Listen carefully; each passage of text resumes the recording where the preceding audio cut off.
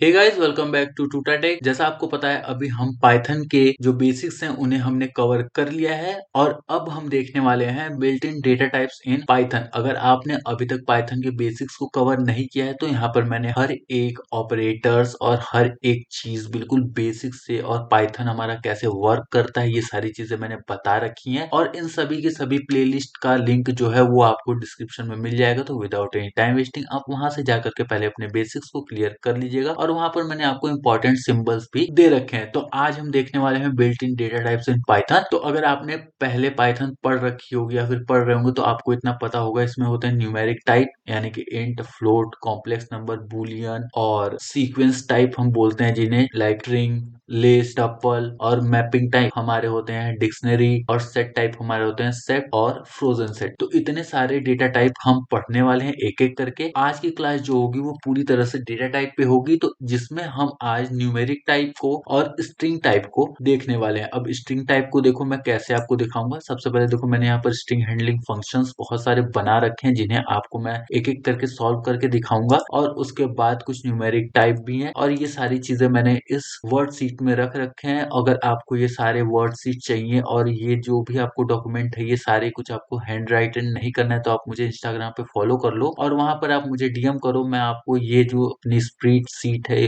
Sorry spread seat नहीं, जो हमारी डॉक्स फाइल है मैं वो आपको वहां पर शेयर कर दूंगा। तो चलो विदाउट एनी टाइम वेस्टिंग हम सीधे स्टार्ट करते हैं। तो सबसे पहले हम देखने वाले हैं न्यूमेरिक टाइप। तो न्यूमेरिक टाइप देखो हमारा बहुत ही सिंपल होता है। इसमें हमारे ये वेरिएबल तो आपको पता ही होगा, हमने प्रीवियस वीडियो में बात कर ली थी। अब मुझे ये सारी चीजें आपको बताने की जरूरत ना पड़े और वीएस कोड में देखो जैसे मैं होवर करूंगा आपको दिखाएगा ये एक वेरिएबल है और जैसे यहाँ पर ये 10 है, ठीक है, तो ये एक इंट होगा 3.14, एक फ्लोट होगा और उसके बाद 2+3j ये एक कॉम्प्लेक्स नंबर होगा। ठीक है, कॉम्प्लेक्स नंबर में ये हमारा रियल पार्ट होता है और ये जो जे है ये हमारा एक इमेजिनरी पार्ट होता है। ठीक है, तो आई होप आपको समझ में आया होगा। रियल नंबर और इमेजिनरी नंबर के कॉम्बिनेशन को ही कॉम्प्लेक्स नंबर बोलते हैं। अगर आपने मैथमेटिक्स पढ़ी होगी तो वहां पर भी आपने कॉम्प्लेक्स नंबर पढ़े होंगे, आई, जे और के फॉर्म में वो आपको पढ़ाए जाते हैं। तो आई होप आपने अच्छे से पढ़ा होगा, तो आपको पता होगा आई, जे और के फॉर्म में ये चीजें आपको पढ़ाई जाती हैं आपके मैथमेटिक्स में। ठीक है, और जो हमारा बुलियन होता है वो हमारे दो टाइप के होते हैं, एक ट्रू होता है और एक हमारा फॉल्स होता है। और अगर आपने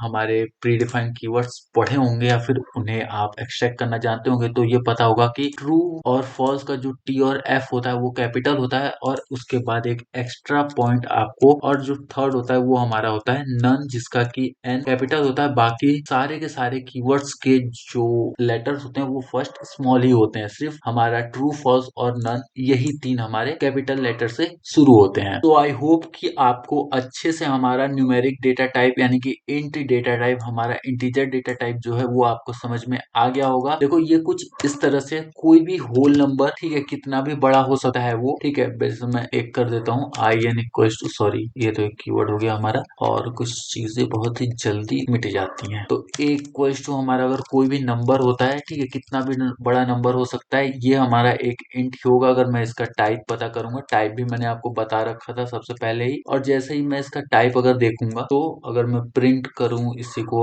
यहाँ पर, इसे मैं प्रिंट कर लेता हूँ एक बार, और जैसे ही मैं इसे रन करूंगा तो देखो इसका जो टाइप है वो आपको क्या बताएगा। मैंने यहाँ पर गलती कर रखी है, कुछ ना कुछ चीजें तो मिस्टेक हो ही जाती है गाइस, छोड़ो जाने दो, हमें मेन काम यहाँ पर है। ठीक है, तो देखो यहाँ पर इसका जो डेटा टाइप है वो हमें इंट बता रहा है। ठीक है, तो हमें बस इतने से मतलब रखना है। कोई भी नंबर अगर यहाँ पर मैंने कहीं पर भी अगर एक डेसिमल लगा दिया, ठीक है, सेम अगर मैंने एक डेसिमल लगा दिया तो ये हमारा एक फ्लोट हो जाएगा। ठीक है, तो देखो ये हमारा एक फ्लोट हो गया। और अब अगर मैं बात करूँ फ्लोट हटा करके और यहाँ पर अगर मैं जी लगा देता हूँ तो ये हमारा एक इमेजिनरी पार्ट हो जाएगा। ठीक है, देखो ये हमारा एक कॉम्प्लेक्स नंबर यहाँ पर ये हमें शो कर रहा है। तो आई होप आपको अच्छे समझ में आ गया होगा। देखो ये हमारा एक कॉम्प्लेक्स नंबर ही शो करेगा। तो आई होप आपको अच्छे समझ में आ गया होगा हमारा int data type, float data type और कॉम्प्लेक्स और बुलियन डेटा टाइप। ठीक है, अब उसके बाद हमारा एक होता है बाइनरी डेटा टाइप। अब बाइनरी डेटा टाइप क्या होता है? बाइनरी डेटा टाइप देखो बहुत ही सिंपल है। बाइनरी डेटा टाइप में सिर्फ हमारा 0